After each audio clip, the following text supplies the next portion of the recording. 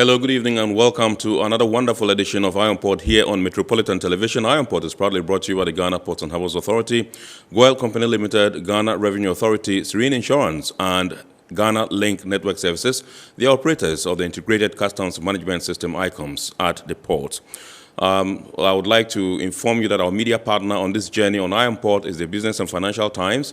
And if you want to have a grasp of all that transpired on the show tonight, make a date and grab the Thursday edition of the BNFT, and you'll be able to see all that transpired here on the show. We're also streaming live on our social media pages on Facebook. You can get to us at Iron Port GP. You can get to us on Facebook at Ghana Ports and Harbours Authority, GPHA Ghana. Ghana Ports and Harbours Authority, GPHA Ghana. On YouTube, you can watch us at Iron Port Ghana. Now, we would also activate our phone lines in the course of the discussion for you to call in and contribute to whatever subject we are discussing about tonight. And you can also send us your messages and comments ahead of time, and the number to send to is 0559-019-177. That's our WhatsApp line, 0559-019-177. We'll be glad to pick your messages and read to the rest of the world. Let's go for this commercial break. We'll be back shortly. GOIL makes good things happen.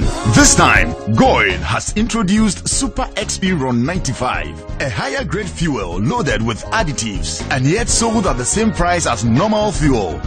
GOIL Super XP Ron 95 enhances engine performance like never before. It maintains the engine by keeping it clean from carbon deposits. GOIL Super XP Ron 95 is designed to burn slowly and thus improves fuel economy, making you save money after several kilometers.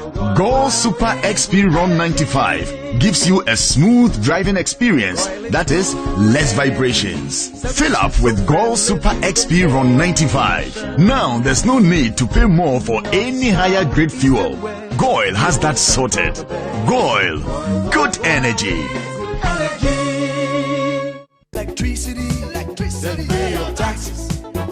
Our taxes, our future. Because you see, without our taxes, we wouldn't have good roads, good schools, better hospitals, street lights, and other very important social amenities. When we pay our taxes, we give our children free and quality education. Talga, my money too small. Why should I pay my tax? Look, small. Salifo, it doesn't matter how small or big your business or income is. You still have to pay your taxes. The little taxes from each and every one of us, when put together, could give your community clean water or that deprived school with tables and chairs. Please pay your taxes. It is your responsibility. It is your civic duty. It is the law.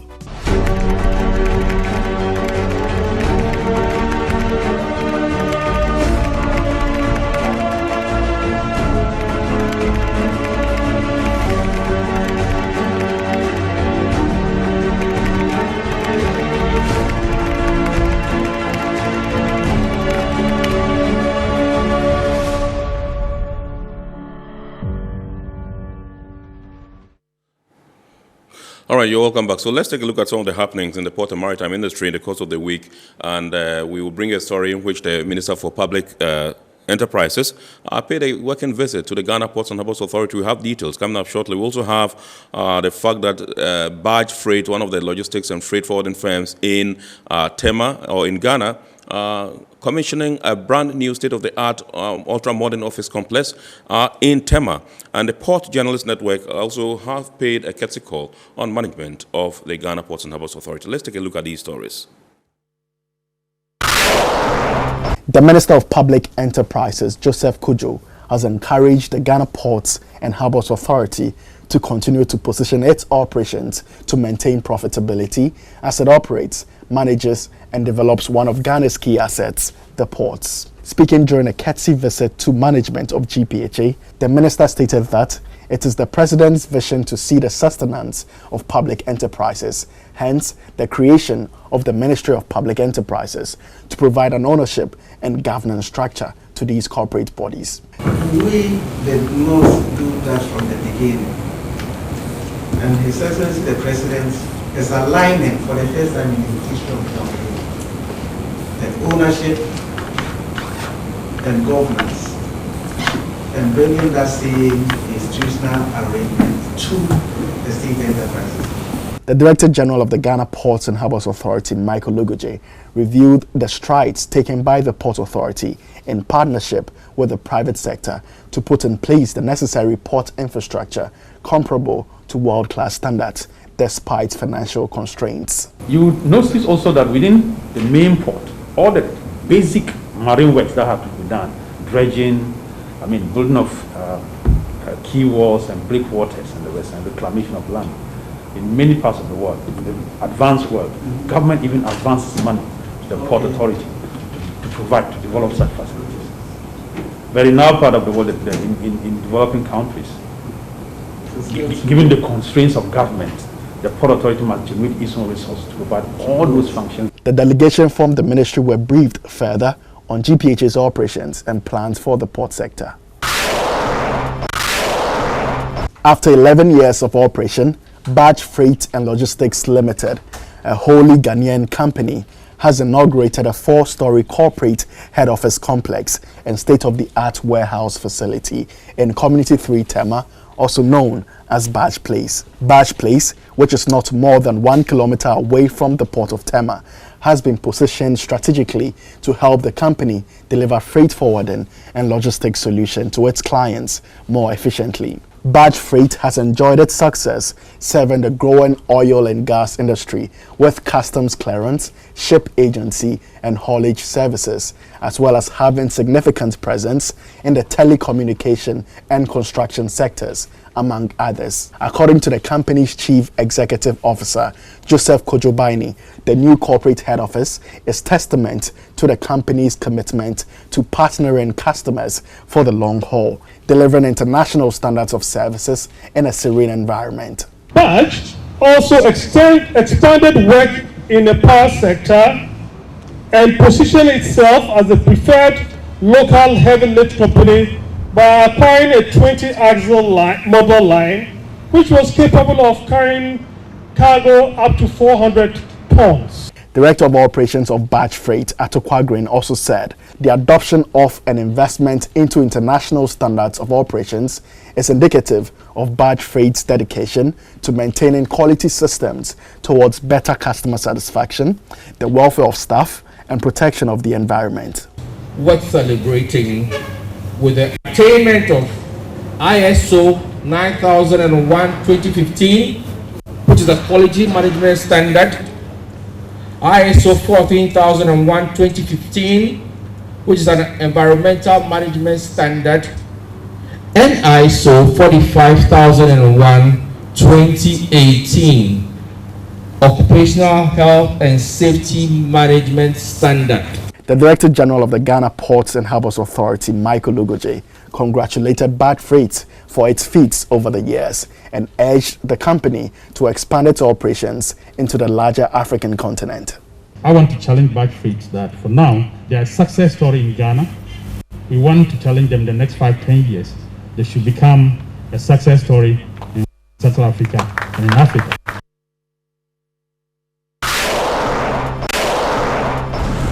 The Ports Journalist Network, an association of specialist journalists in Ghana's ports and maritime sector, has paid a courtesy call to the Ghana Ports and Harbours Authority, the first of its kind since the formation of the network. The team deliberated with management representatives of the Port Authority on the direction of the association, key objectives, and their general concerns. According to the team lead, Elvis Darko, the network is embarking on such visits to key stakeholders within the port and maritime sector to foster the necessary relationships towards the goal of promoting public knowledge on the port's business. He said the Ports Journalist Network is also committed to building its capacity, increasing the depth of their coverage so as to provoke positive change in policies governing the industry. If Ghana is to really make maximum benefit of AFTA, it will depend on the success of the maritime industry in Ghana. And therefore, it's important that we bring the issues that are affecting the industry to the attention of policymakers and demand answers and action from policymakers so that Ghana as a country can derive the necessary benefits from AFTA. General Manager in charge of Marketing and Corporate Affairs at GPHA, Esther J.B. Donko, said the initiative to assemble for the collective goal of promoting Ghana's port and maritime industry is a laudable one, for which the Port Authority is happy to associate with. She urged a group of journalists to endeavor to increase their scope in the industry so as to churn out more informative and authentic reportage in future. Looking at the objectives of the network, where their goal is to build capacity in the industry and also to be reporters of the issues that are taking place in the industry and researching and providing reports that can be used by the industry players as well as policymakers to bring change and improvement into the industry is a welcoming idea. Ghana's leader in the oil marketing business, GOIL, has officially opened its DARKOMAN service station for business, bringing the number of stations across the country to 410. The DARKOMAN service station boasts of a lube bay, a tire center, and a multi-purpose Go Cafe. The managing director and group CEO of GOIL, Kwame Osei-Prempeh, said the company wishes to ensure Ghanaians across the nation enjoy quality fuels at affordable prices. If you buy around 95, for instance, and you're traveling to a place, you don't get short and go and adulterate it in your tank with any other fuel. So we find that GOIL, our presence is being felt everywhere. We are opening sales everywhere. He said, aside the fact that government owns 78% of GOIL, 15,000 Ghanaians are shareholders of GOIL. Hence, buying GOIL products is a patriotic act in addition to getting value for money. We want to assure Ghanaians that we have the best in terms of quality. We have the best in terms of pricing. We have the best in terms of everything. And therefore, Ghanaians should feel free, be patriotic enough to go to GOIL and buy fuel. Kwame Osei-Prempeh also disclosed that within the next few weeks, GOIL would expand its service stations to other areas such as Circle and Mile 7 in Accra. The South Zonal Manager, Helen Tremanting, said customers should be rest assured of professional delivery of services at the new station. I would say for our customer service now in GOIL, it's number one.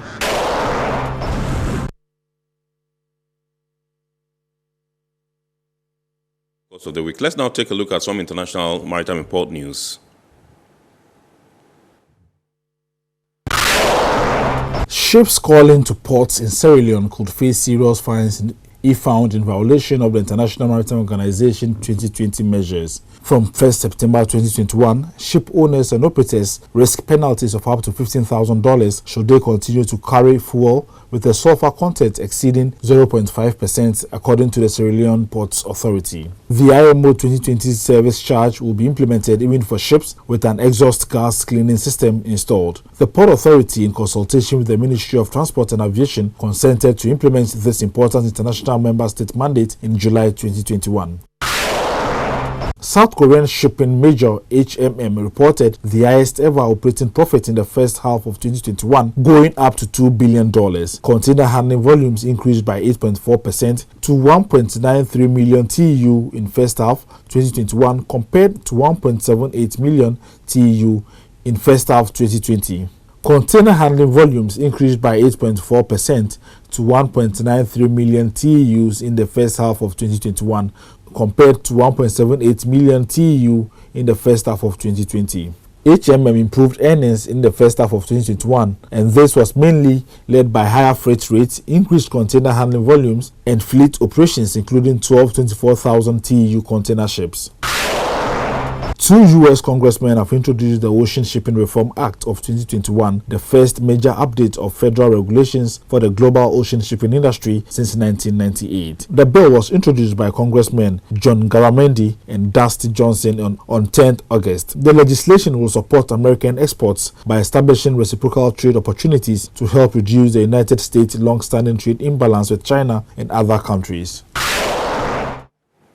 All right, so it's now time for us to take a look at the GOIL TV market. And remember, the GOIL TV market is about showcasing the products and services of one of our lead sponsors, GOIL Company Limited. This week's edition comes through from Dowenya. GOIL, in the service of the nation. Presently, we are at Dowenya GOIL service station, which happens to be one of the biggest stations in GOIL. GOIL fuel are the best.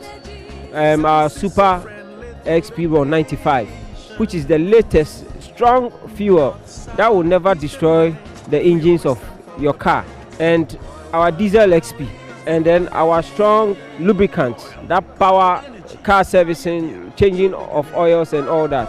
So I will entreat each one of you, if you are traveling on this stretch, this particular GOIL filling station, which is Dowenya, we have several services here, so you can attest that our fuels are the best. You go to La Pleku, go to Adakase, go to Adafo, and to Aplau, our fuels are superb. GOIL, good energy, that comes with a smile.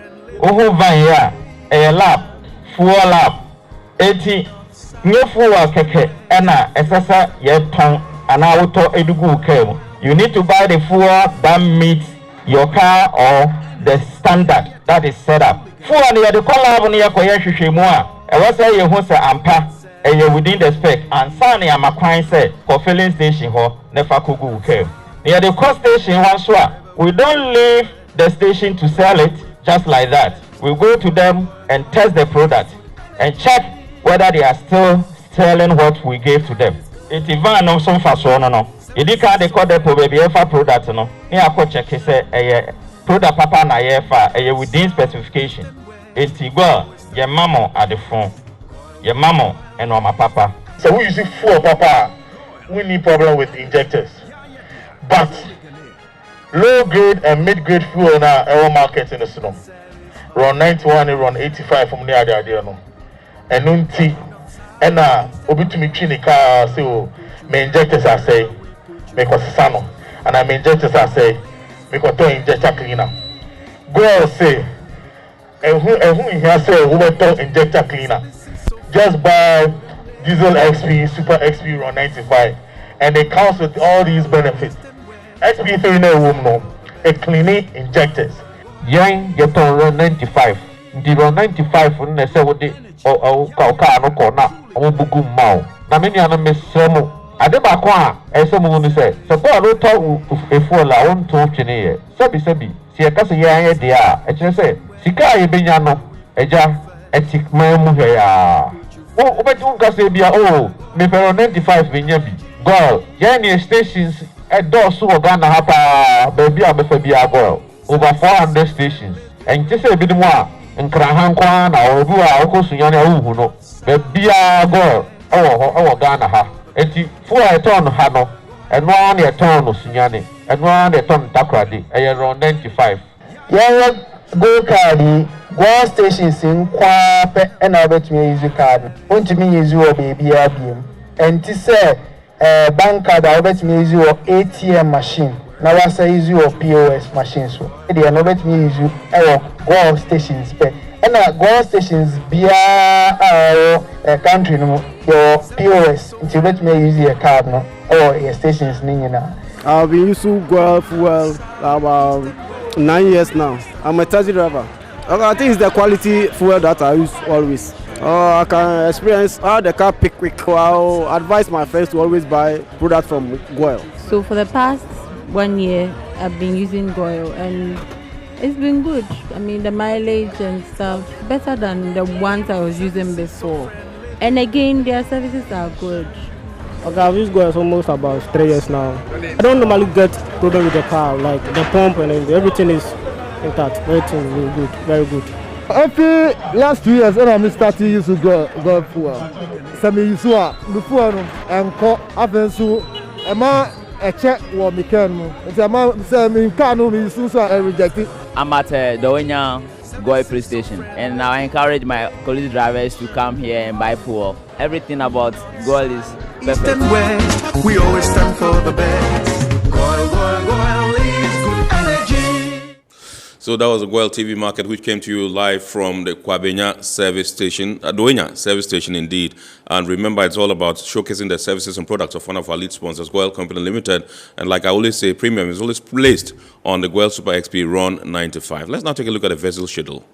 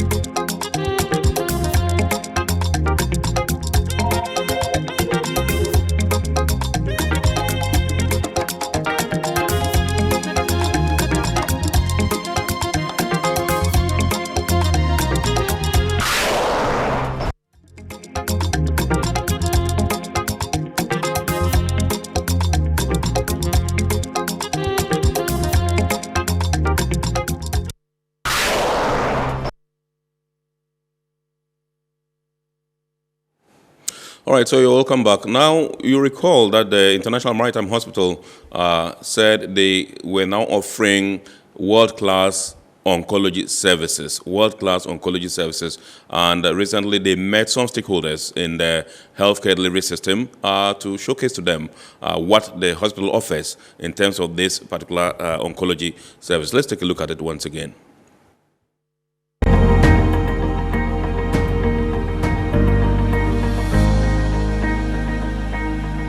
I am Sandra Koba, the nurse in charge of IMA Oncology Unit.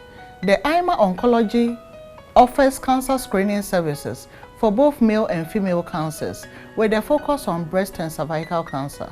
We offer free clinical breast examination. We also offer surgery, chemotherapy for all kinds of cancers and hormonal therapy.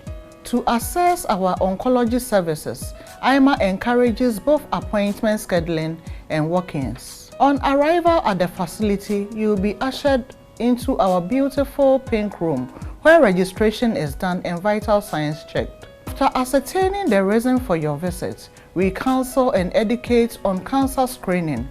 We perform clinical breast exams through which we teach individuals how to perform self-breast exams on themselves to enable the early detection of breast lumps.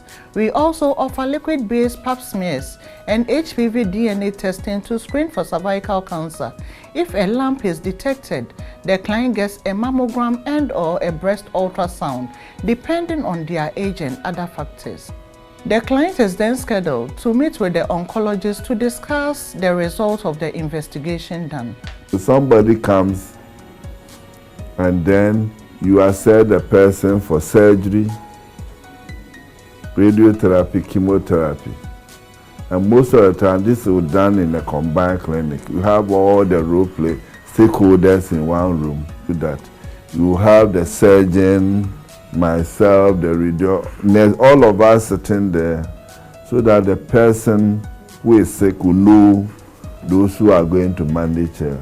And that's how we do it. When we define quality healthcare, first access,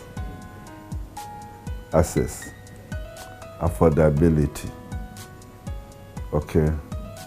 And when we say access, patients normally don't want to move. They enter the place, they want to get everything. But traditional healthcare, you go to a place, they refer you here, they refer you here, they refer you, you go and wait. But when you come to IMA, you go to the reception and you're seen by maybe a family physician. That family physician will refer you, will do all the necessary investigation and refer you to the right specialist. And if that specialist needs to consult or engage his or her colleagues, he will engage. So you enter this place, I call a full house. All the specialist that you need, they are here. Clients may then be referred to other specialists in the team, like the surgeon, the gynecologist, or the urologist for surgery where a biopsy will be taken. My name is Dr. Eric Kosa, and I'm part of the doctors rendering gynecological and obstetric care in the International Maritime Hospital. The main primary focus of the unit is to create the awareness and then prevent you from having the cancers. There are very common gynecological cancers that we are very much aware of. The breast cancer, the cervical cancer, endometrial cancer, and ovarian cancer. So our focus really is more of prevention rather than the curative aspect of it. And when we talk about health maintenance or preventive care, we are dealing with three main issues. One is the screening for cancer itself, for early detection, as well as providing immunization if you are free from the diseases. And then we also look at the common diseases among that particular age group that we think that we have to do other screening tests for. So that is the whole idea of health maintenance. It's more like a public health issue. Okay, so if you see a young lady, what's your age? We group the ages into four, like 13 to 18 years. You fall within that category. We have 19 to 39 years. When you come, what are the common cancers that are prevalent within that age group? What are some of the immunizations that we can offer you? And what are some of the common diseases that are prevalent among that age group? Then the third group is 40 years to 64 years. We offer them such services. What are the common cancers that we have to screen within the ages of 40 to 64 years? What are the immunizations that are available? And what are the common diseases that normally kill them? And then the last group are women above 65 years. What normally kills them? What are the cancers that are prevalent among that age group? And what are the immunizations that are available? So that is really what the oncology unit focuses on. The pathologist provides a histopathological diagnosis on the biopsy specimen. The pathologist in some cases may also perform the biopsy process with the assistance of lab personnel. The client is seen by the oncologist again to discuss the outcome of the pathology report and treatment options available to the client. IMA Oncology does not offer radiotherapy, but we offer chemotherapy, surgery, and hormonal therapy. At the IMA Oncology Chemo Suite, we welcome all clients requiring a serene, clean, and modern setting to receive their chemotherapy drug. It does not matter whether you were diagnosed with cancer at IMA or another facility. Everybody is welcome to our beautiful chemo suite. On the day of your chemo session, you will be welcomed to the chemo suite and made comfortable in a reclining sofa. The chemo suite is fully air-conditioned with a lovely and peaceful ambience. We have soft blankets and a television to make you more comfortable. We welcome your loved ones to join you during your session if preferred. At the start of your session, your vital signs will be checked to ascertain your baseline values, IV access gained, and pre-medication administered. The pharmacist will then prepare your chemo drugs, during which time monitoring will be ongoing. All chemo drugs are administered via an infusion pump. Clients are served a meal during the session, and our nurses are with you throughout your entire session, continuously monitoring your vital signs. We have a dedicated chemo suite doctor on call in the event of any adverse effect. After the session, clients are escorted to the pickup area an hour or two after you have received your chemo drugs.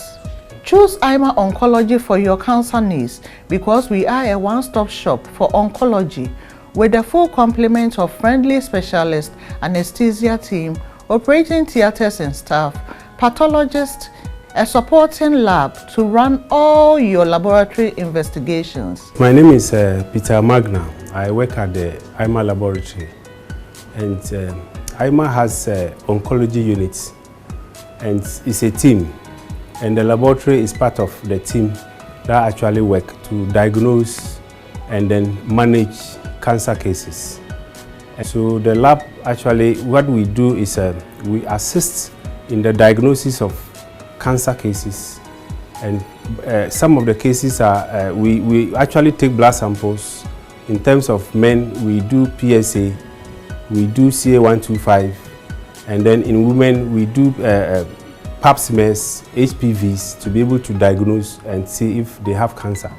We also have other units. We have the microbiology department that also assists to also help in diagnosing some of the infectious diseases. And then we have the hematology department that will also try to do full blood count to see if there's some malignancies. We have a pharmacy that stocks all your chemo and cancer-related drugs. My name is Dr. Mark Kwame Dradosi. I am the head of pharmaceutical services at IMA and also a clinical pharmacy specialist.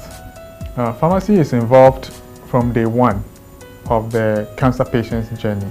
So for every time that the patient comes in, our role, number one, our predominant role is to make sure that they have the necessary medicines that they need for their care, the doses that are being given to them. We work closely with the doctors to calculate the chemotherapy doses. And then we are also involved in the preparation of the medications, or even, for example, the chemotherapy medicines that they need to for their cancer, whether it is for cure or to just for remission, to help put their disease at rest for some time. So and then we also assess for side effects. So we do a lot of monitoring when chemotherapy or the cancer treatment is going on. We do a lot of patient education and counseling on the medicines. And then we do a lot of follow-up.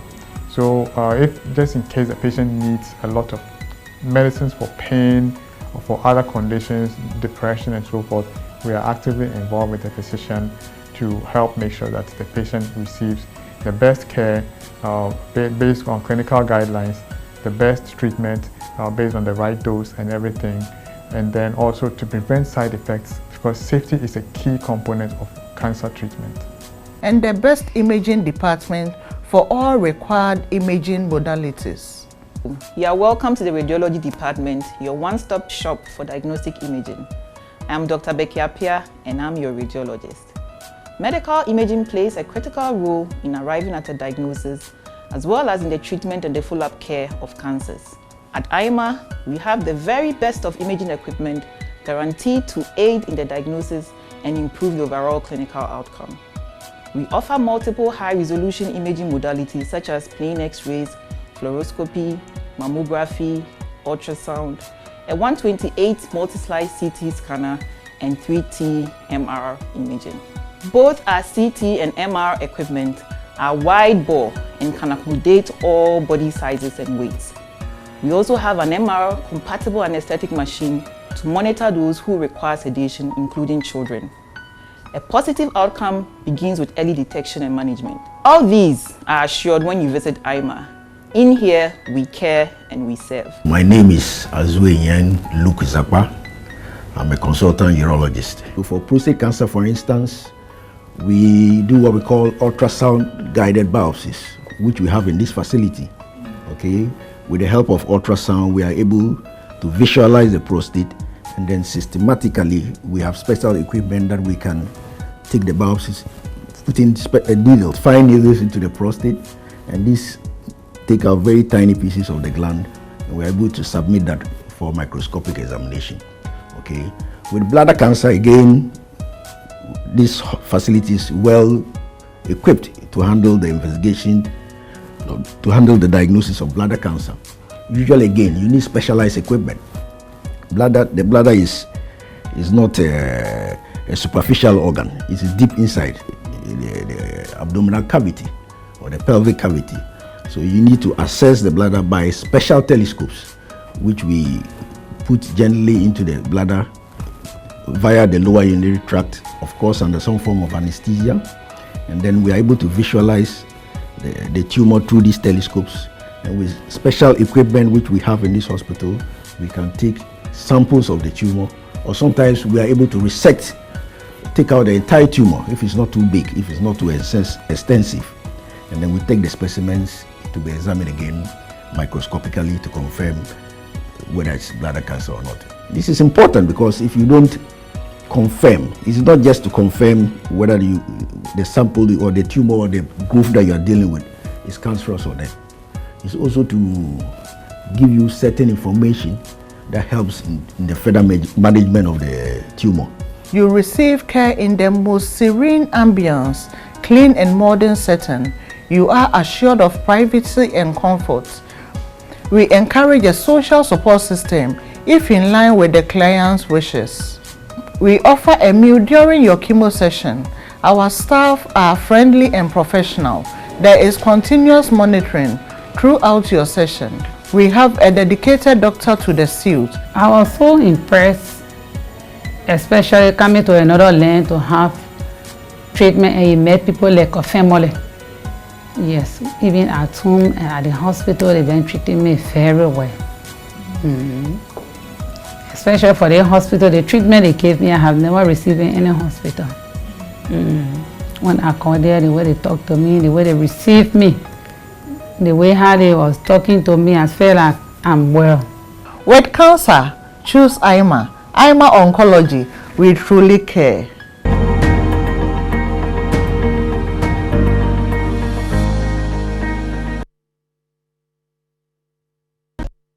GOIL makes good things happen.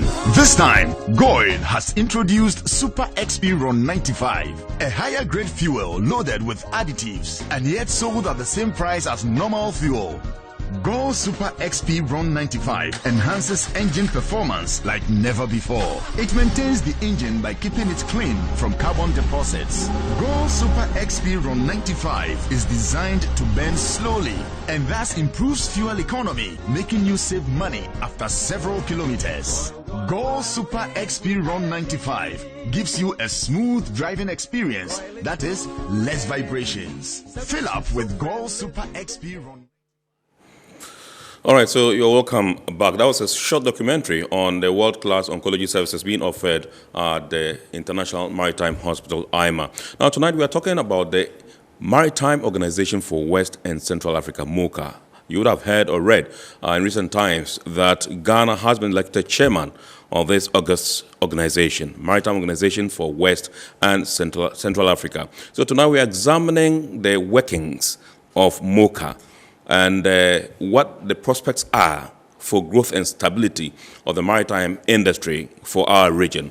And so we have no less a person but our own Minister for Transport, the Honorable Kweku Ofori-Esiama, who occupies that big chair at the Mowca, Maritime Organization for West and Central Africa. So I'll go straight to him and welcome him to the show. Honorable, good evening, sir, and welcome. Thank you. And let me go straight forward to the question about, how it felt to be elected chairman of Mowca and whether you even saw it coming. Congratulations, I believe, will not be out of place. Thank you very much. I think that any opportunity given to you to serve your people, I think you might be thankful, you must be very grateful. But at the same time, you should also bear in mind that you have a responsibility toward the people who have reposed their confidence in you. So my simple answer is yes, I'm very delighted, but I'm also praying that I will get the necessary support from people like you and the rest of my colleagues within the region to be able to steer the affair to the time that they've given to me. Not only steer the affair, also for us to get the benefit that we are supposed to derive out of this organization. Okay. So tell us about Mowca, Maritime Organization for West and Central Africa. Some historical background. Yeah, I think you know that shipping is the most cost-effective means of moving cargo in volumes from one place to another. So Mowca has a history. And just post-independence, so many countries have their own shipping line. And they were doing so because for some economic reason and benefit of commerce. In 1974, the United Nations Liner Conference came out with a policy. At that conference, they came out with a policy that they call 40-40-20, which was moved by developing countries like Russia and China. The concept of this 40-40-20 was that because so many countries have shipping lines and that they want to benefit from that, they came out with this concept that the country with which the goods are coming from, that's the country of origin, should have the opportunity of carrying 40% of the cargo. The country of destination should have 40% and 20% should go to other countries. And this thing became a convention, and they adopted it at the Liner Conference. That was in 1974. So on the heels of that, in 1975, countries in West and Central Africa also wanted to build upon that and take advantage of that policy. So what they call the Abidjan chapter. Yes. They came out with this ministerial conference on West and Central African on maritime policy, what they call MINCOMA. Okay. And they did start about 25 countries that came out with a policy that they should also take advantage of this so that they will benefit from the activities. So that was the basic reason. That was the short history of what they call MINCOMA. And that it then moved from this activity to a management level, what we call, you see, because it then based only on commerce reason. Yes. But you know that this industry is very dynamic, it's not static. So we got a point in time around in the 90s, right, this policy of 40-40-20 is no more working. Right. Because the shipping industry has become very competitive, it has become fairer, and this issue of 40-40-20 wasn't working. So then we needed to change the strategy, the objective with which it was working. Shipping industry or the maritime industry had no more, it was not based on the shipping carrying of cargo alone. But then it has developed into other sectors. The area of safety was an issue.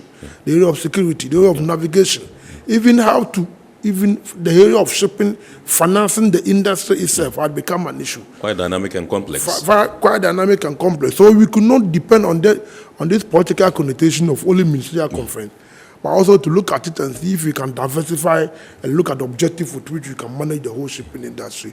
So then it changed into Maritime Organization of West and Central Africa. With broader objectives, like I said, to deal with the issue of safety, to look at the issue of security, to look at the issue of navigation, how we can even train the people, because we needed to give them technical expertise, the technical know-how for them to go. So to dwell only on the political side was going to delineate other functions to the background. So then they turned it into the Maritime Organization of West and Central Africa with a broader objective, broader functions, and other facts to be able to push forward to deal with these issues. Right. All right. So would you bring us up? So so that was in the 70s. So definitely in the 90s, then this idea came in. So we then shifted into Mowca, which was one then formed to give us a better advantage. Right. So let's take a look at the composition of Mowca. Which countries constitute this particular we organization? have about 25 countries. We have about 18 coastal states, about 5 landlocked countries, and 2. The 2 islands are Cape Verde and Sao Tome. If you look at the landlocked countries, we have Central African Republic, we have Niger, Chad, Mali, and Burkina Faso. The coastal states then expand from Angola to Cameroon, Nigeria, Liberia, Sierra Leone, Cote d'Ivoire, Ghana, I think Togo, Benin, Senegal, then Mauritania. Constitute the rest of the 18 to make it 25. But in some we have 25 countries. All right. So one would ask, and that's a fair question, that we have landlocked countries, we have islands who are part of Mowca. When we're talking about shipping, maritime industry, they don't have seas, but the in their place. United Nations Convention 78 says that though they may not have a sea, they also benefit from they must also benefit from the seas available to them. So whatever decision that you want to take affects them. So definitely they must be part of the decision that you want to take. So that they are also responsible for some of these activities. Okay, so you have just assumed responsibility as chairman for Mowca. Tell us about the structure, the governance structure. The governance structure of Mowca, like I said, We have what we call the General Assembly, which is a higher decision body of all the 25 countries.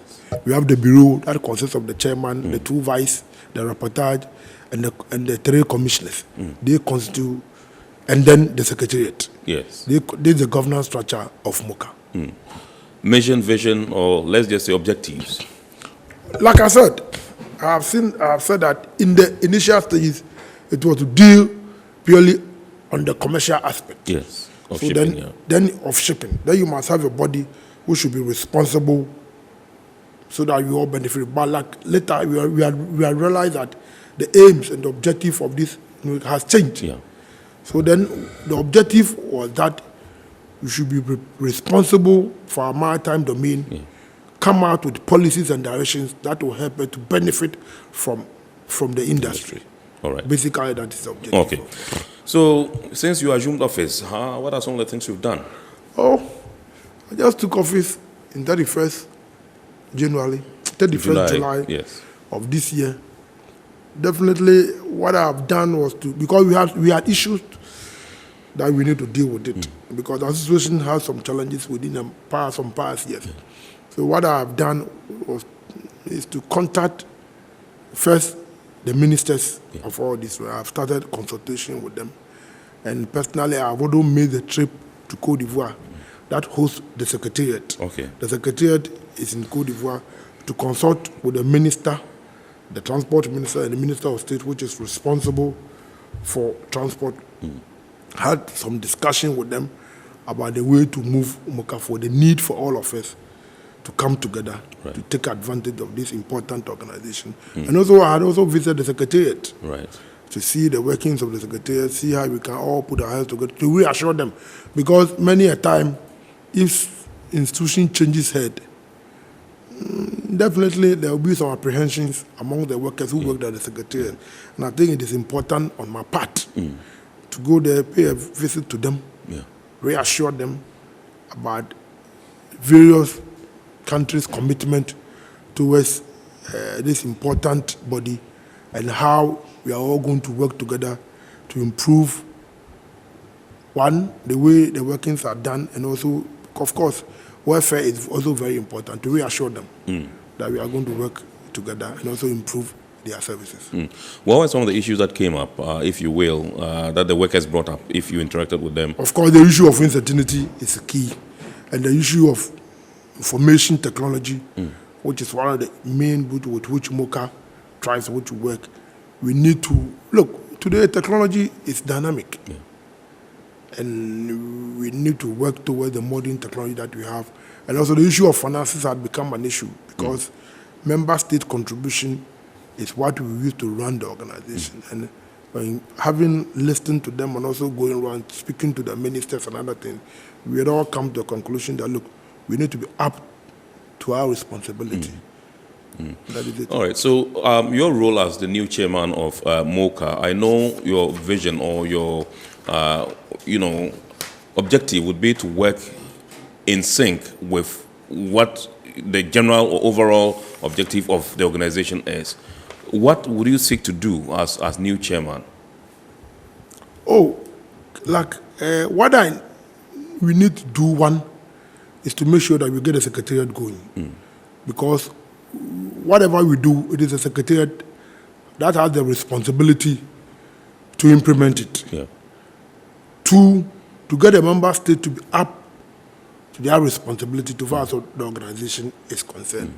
As for the other issue of operations and things, it is left with other people to go. And also, today, shipping had become very important than what it used to be before. If you look at the West African terrain today, our waters are becoming very insecure. About 90% of the world prices today occurs within the Gulf of Guinea state. So we have a responsibility to make sure that the Gulf of Guinea is secured for all of us to trade in. Because of that, the issue of shipping to Gulf of Guinea is very expensive. It's the highest expense in terms of cost in the world.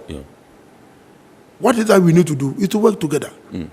What that we need to do is to be alive to the initial objective and responsibilities But like I said, we cannot do this thing alone on yourself. We need to get other members to understand the need with which we all need to come together to make sure that our waters become safe. And also, in terms of technology, we are up there. Because without technology, we cannot do anything. Absolutely. Absolutely. All right, so we'll take a look at some of the policies and strategies you would want to adopt to enhance transport services, maritime safety, security, and pollution. These are key issues, in our region. And so what are some of the things you would be doing, maybe to rally the other countries, the member countries, to ensure that these strategies are apt and they are put to work? I think that per the charter, there are certain things that we need to do.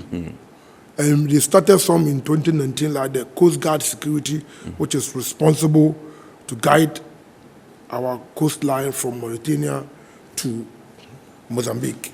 And this one, we could not implement it because of the problem that we had.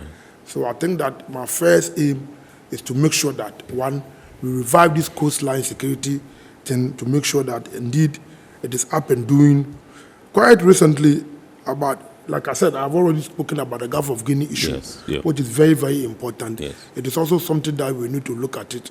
And we must also look at the people's responsibility so far as the finances of the organization is concerned.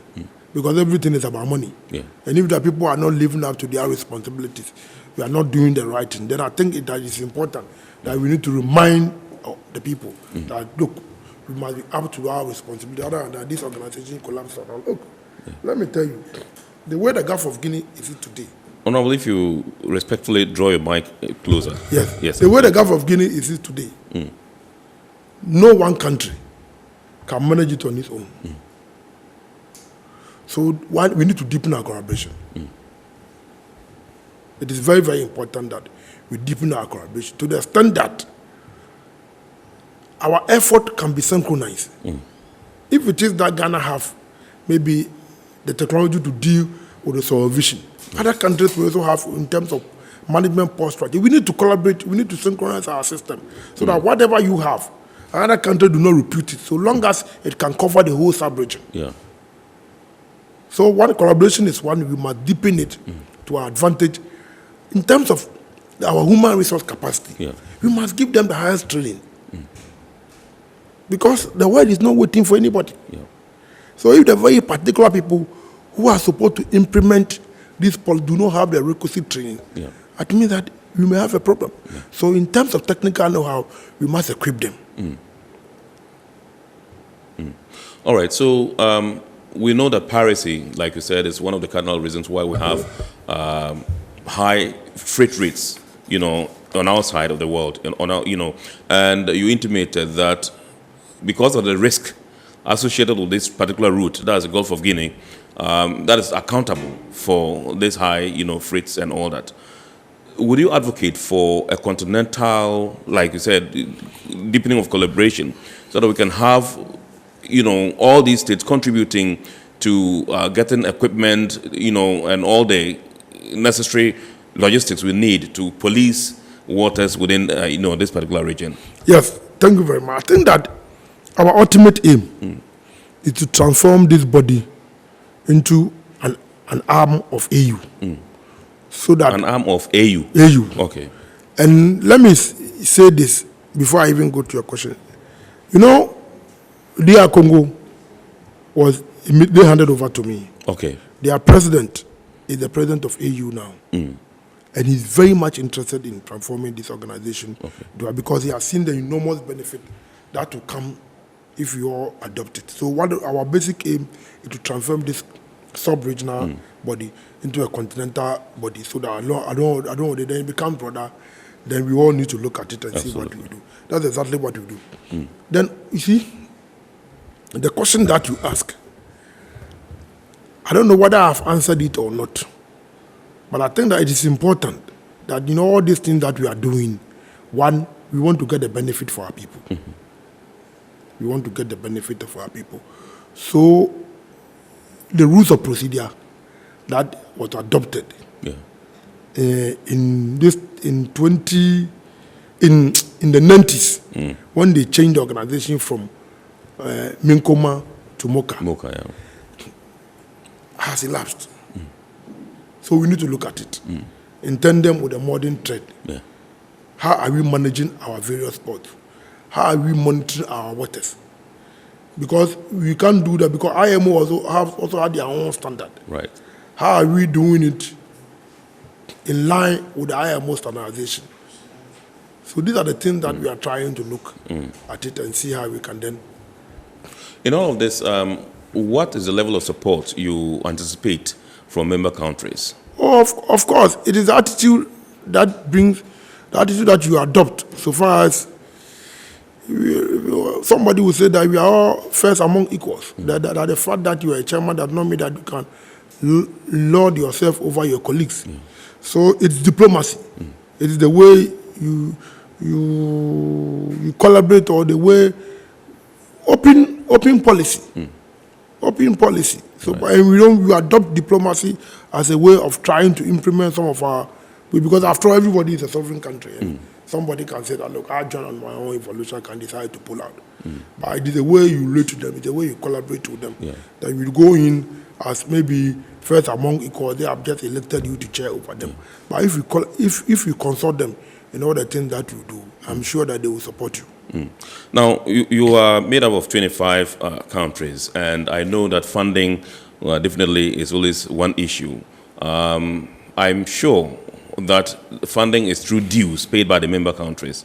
Is that right? Do you have instances where some of the countries renege on this particular responsibility of paying their dues?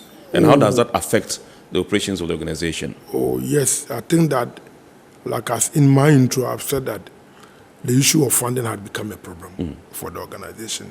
And like I said, it is the approach that you adopt, that you let member states have an interest to continue to pay their dues, or the action that you put in place will deter them from not coming forward, thinking that after all, it's a loser situation. I'm not bound to be this thing. But I think that the approach that we are adopting, for all intended purposes, will yield the dividend that we know. Because this organization is so huge, it's so important. Today, the maritime domain has become one of the new resources for the whole world. But I can tell you, in 30 years ago, Ghana had not developed oil. So the issues of Nigeria, and what about problems that they were having so far as the maritime domain was concerned, was not our problem. Today, most West African countries have developed oil in the deep seas. So the risk that Nigeria had before, it is today catching up with them. So if you think that the issue is about Ghana and Cote d'Ivoire or Nigeria, which has oil in their deep seas, that's no. Tomorrow you might not know what you develop so far as our deep water, your deep waters are concerned. So I think it's important that you must come out with the policy or programs or projects that will be able to secure our waters. So if it is that today the maritime domain is an asset comes with risk. And you cannot deal with those risks alone. Right. The better you have so many countries together, you have the strength to deal with some of these problems. So I think that it is our responsibility to let member countries understand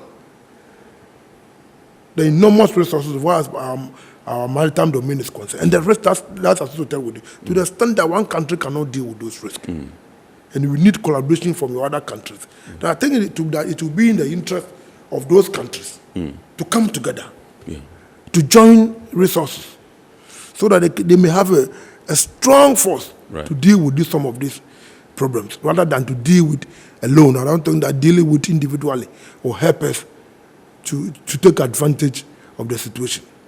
Now, have you taken your time to assess some of the projects that are being carried out by Mowca?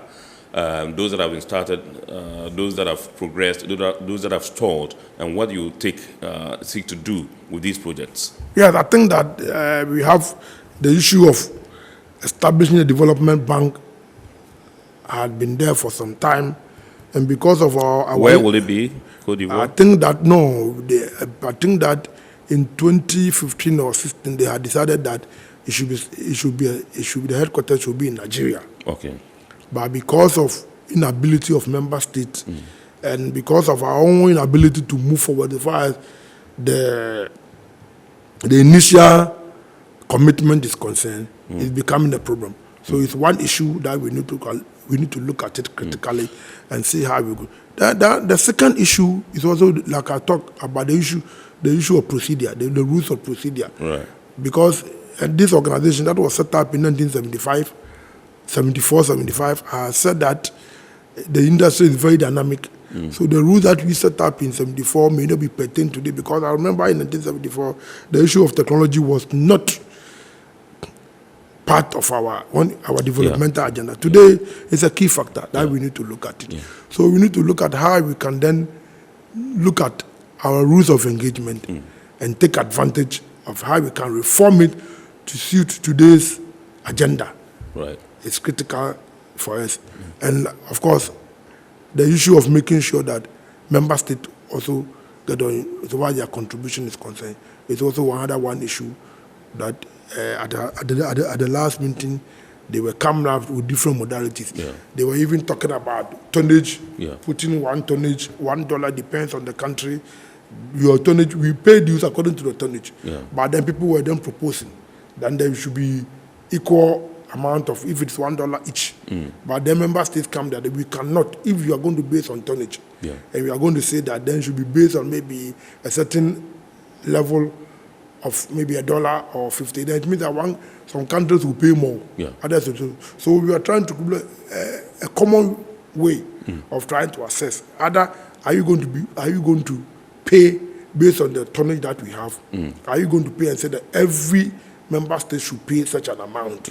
So that we could not settle on. And these are the things that critically is stalling, and that going forward, we need to look at it in Accra extraordinary meeting that we are going to host, and see if we are going to set up a technical committee to come up with standardization, so that it is standardized for everybody. For the standardization maybe depends on the size, maybe depends on country, maybe depends on volume. These are the things that critically we are looking at it, and I'm sure that we need to move it forward. So I'm sure that definitely we have this thing. And the issue of turning into a continental body has also been on the table for some time, which has also stood on, and I'm also hoping that within the next 2 years, we should be able to find a way to deal with some of these problems. All right. My interest still lies with the development bank that you mentioned. How different is that going to be from what we already have, that's the African Development Bank, or this one is going to be centered in only West and Central Africa? This development and bank, what will it seek to do? These development banks purely seek to do some. We are going to concentrate our effort on the maritime domain, how to finance maritime infrastructure, either shipping in that, if it is out, or whether to board ports, or whether to depends on the capacity of various countries, and how we can leverage on it to develop our maritime infrastructure within the West African sub-region. So it is not going to be a development bank that is going to finance other industry like agric or something, purely on the port infrastructure and its related issues. Yes. All right, so this is our report here on Metropolitan Television, and we are having a discussion with the Minister for Transport, the Honorable Kweku Ofori-Esiama, and tonight we are discussing the Maritime Organization for West and Central Africa. You would have heard that Ghana has been elected chairman of this August organization, and the minister sits on that big chair as the chairman, and so he's bringing us insights into the workings of the Maritime Organization for West and Central Africa. And like he says there are 25 countries straight across West and Central Africa who are members of Mowca. Let's go for a quick break. We'll be back shortly. GOIL makes good things happen. This time, GOIL has introduced Super XP Ron 95, a higher grade fuel loaded with additives and yet sold at the same price as normal fuel. GOIL Super XP Ron 95 enhances engine performance like never before. It maintains the engine by keeping it clean from carbon deposits. GOIL Super XP Ron 95 is designed to burn slowly and thus improves fuel economy, making you save money after several kilometers. GOIL Super XP Ron 95 gives you a smooth driving experience, that is, less vibrations. Fill up with GOIL Super XP Ron 95. Now there's no need to pay more for any higher grade fuel. GOIL has that sorted. GOIL, good energy. Electricity, then pay your taxes. Our taxes, our future. Because you see, without our taxes, we wouldn't have good roads, good schools, better hospitals, street lights, and other very important social amenities. When we pay our taxes, we give our children free and quality education. Tell God, my money too small. Why should I pay my tax? Look, small. Salifo, it doesn't matter how small or big your business or income is. You still have to pay your taxes. The little taxes from each and every one of us, when put together, could give your community clean water or that deprived school with tables and chairs. Please pay your taxes. It is your responsibility. It is your civic duty. It is the law.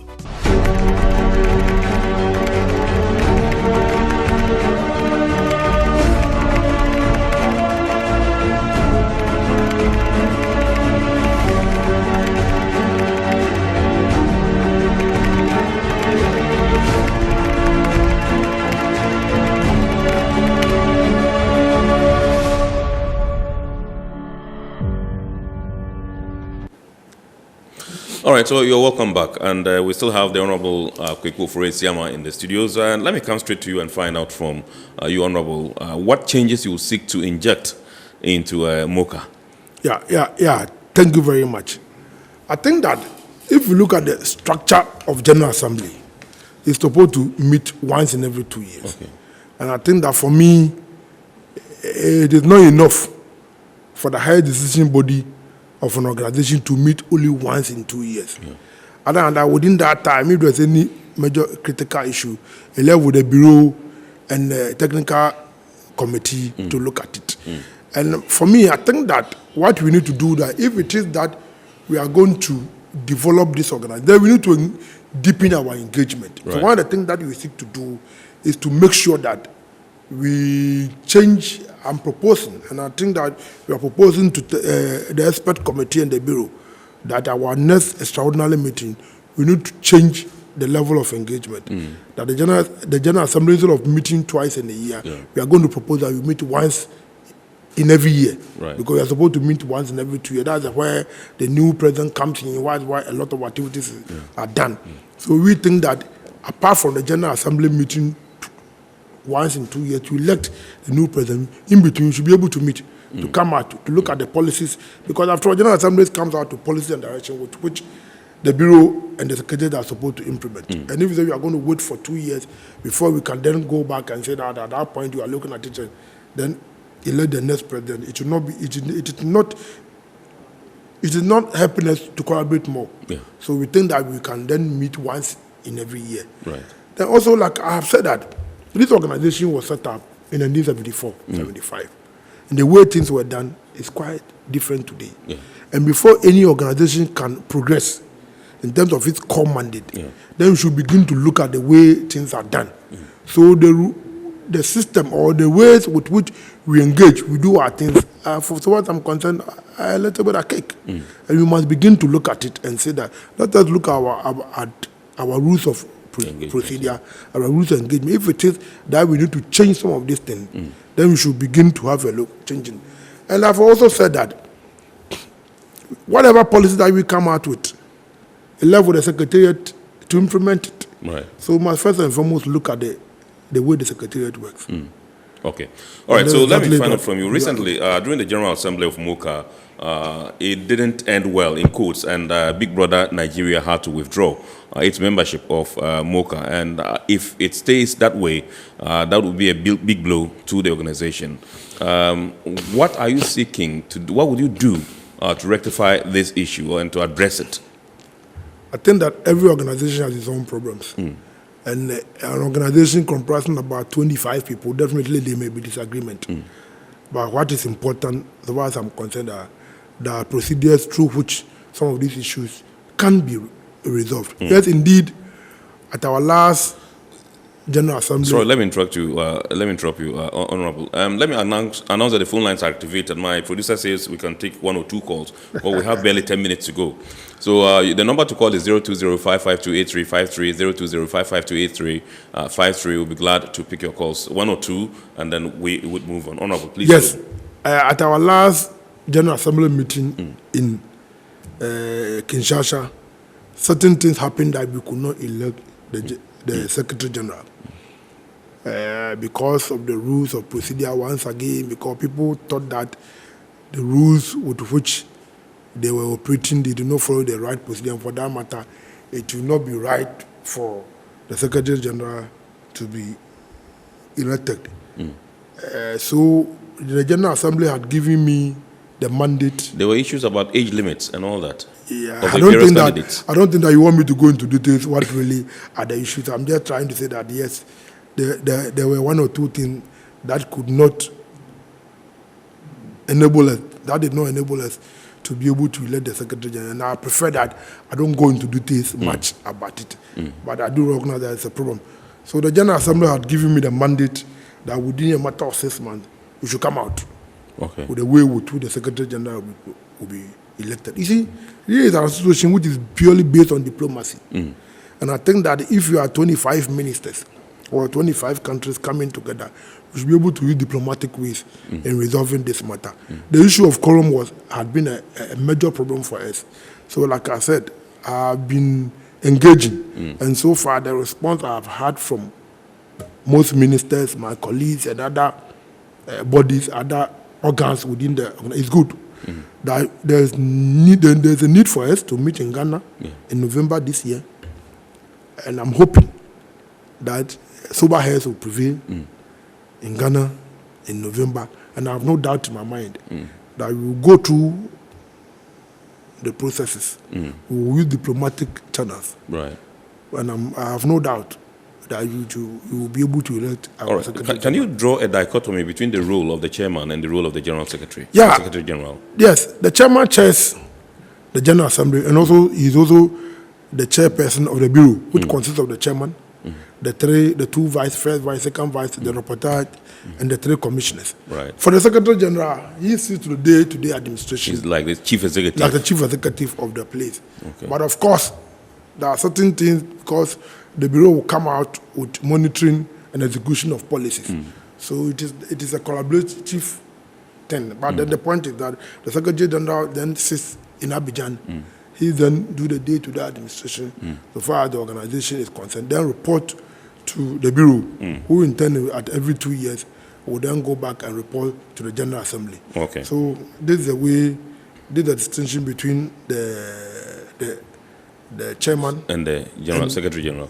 All right, so I'll come to you for challenges that you face in this particular organization and how you seek to address them. But let's go for 1 or 2 messages. This one says, congratulations to the Minister for his election as chairman of Mowca. Please, I want to know how he is going to strengthen service-oriented shippers councils to effectively protect and represent the users of the demand side of the shipping industry. Well, I think that the shippers authority in Ghana is playing effective role. I have said that in this country or in this industry, it is not static, it's dynamic. Things are not. One of the things that we are looking, I think that he's dread, and I think it's important that I come home. One of the things that we are looking at, so far as the shippers authority is concerned, that because the industry is dynamic, maybe some of the acts or the rules with which they engage shippers or shipping lines is not enough for them to be able to do their work. So we are looking at how to review the Shippers Authority Act recently. And that's exactly what we are working. And we are working with it with the shipping lines and the freight forwarders and these people, what do you call importers and exporters? Importers, exporters, and the traders. How do you call the traders association in Ghana? Trading Guta. Guta. Yes. We are all working together to review the Act of Shippers Authority, to give them the impetus to be able to deal with the issues which is confronting us today. So that's what I'm saying. Good evening, I am Port. I am Henry, and I am sending this message from Tema. Could you please find out from the Minister whether there are plans by the organization to come up with a regional shipping line? Yeah, like, if it is that, why not? You see, I do not want to concentrate in this because this is purely an issue of a management issue. No, but if it is that in the course of our program, it becomes necessary that we should develop a shipping line with the private sector, why not? We may do it. Because even in the 70s, even in the 50s, you know, Ghana Blaster Line was a collaboration between Ghana and an Israeli company called Zima Shipping Services. Came together to form the Blaster Line. So why not? If it is If it becomes necessary, we will do that. But do you think it's feasible? Well, this industry is very dynamic. If it is that government must come out with people, now we are doing what you call the state flag arrangement. That people, private sector bring their ships, then government, they fly the flag of certain individual countries. Government may decide to take, maybe it's a golden shares, 10%, 5%. Government, at times, government also put out policies and programs to make sure that the private sector flourish in terms of this. So it's an issue that it may be possible today if the conditions present itself. Why not? Okay. All right, so let me find out from you, finally, what some of the challenges are that you have identified in this particular organization and how you seek to address the challenges I've said in the industry, our finances. In the industry. We need to look at but our finance. No, let me do yes, Mowca. We need to look about our finances. Okay. Because there's the money that will enable us to Are you considering an increment in your dues? Well, that one, the technical committee will come out with the, if it is that, if the organization that was formed in 1974, if one person is paying $1 today, $1 may not be able to do it. But well, let me leave it for the technical expert to come out with recommendation to General Assembly. Right. But we are meeting in Accra to look about some of these things. I have talked about the length of time with which we meet. We think that it is better to reduce it from 2 years to 1 year. It is also one thing that we are looking at. 2 years to 1 year? Yeah. So well, that 1 year enough for somebody who assumes the chairmanship to No. to I'm not talking any about. change. I'm not talking about you being chair, but I'm talking about the meeting time for the General Assembly. The General Assembly meet once in every 2 years. 2 years, yes. We think that it is part of the problems with which we don't gel well. So we are proposing that we change it from 2 years once to in 1 every year. 2 years to once in every year. Okay. And like I said, the other major issues too, we are going to look at our rules of procedure. An organization that was formed in 74, in changing its mandate in the 90s to Mowca, definitely the laws may not be in tandem with the current development. So it's a major, because without you having the legal basis with which you can take decision, you cannot implement some of these things. So you must first of all look at the legal regime with which you operate. You must have the capacity. Because in this business that we do, it is not about your intention. It is about you having the mandate to take those decisions. So if the General Assembly look at it and say that our laws are not in tandem with today's business and we need to look at it again, these are the major issues that we think that we should immediately look at it and see how we can reform it to suit today's. Okay. So this message says, I'm Isaac from RMU. I think the minister should ensure that the regional maritime academies of Abidjan, Accra, and Nigerian Academy of Oron supported to provide training at all levels of the maritime, fishing, and petroleum industry, including exchange of teaching personnel, provision of facilities for sea training for cadets, etc. Yeah, I think that I agree with him, and it's perfect. Look, we cannot deal with today's industry. We cannot deal with the challenges facing today's industry if we don't have the right information. If we don't have the think tanks who provide you with information to enable you to plan, it is important. And the academia, there should not be any difference between the academia and the industry. And if we have a very effective maritime training institutions within the West Africa subzone or within the West and Central Africa subzone, it will help us the most. And I think that I agree with him. And these are the reason why I'm saying that our rules of procedure, we need to look at it. We need to look about the collaboration. Collaboration may not necessarily mean that we go to a meeting. Collaboration may be some of these things that is set up maritime training institutions within the West and Central African zone, which will provide us with research, comes out with research and tell us the way this industry is going. So Very I think that I agree with the person. All right, I think we can do one more message, and then the rest would entreat listeners and viewers to look out for the abridged version on GTV on Wednesday at 8:30 p.m., and your messages will be dealt with there.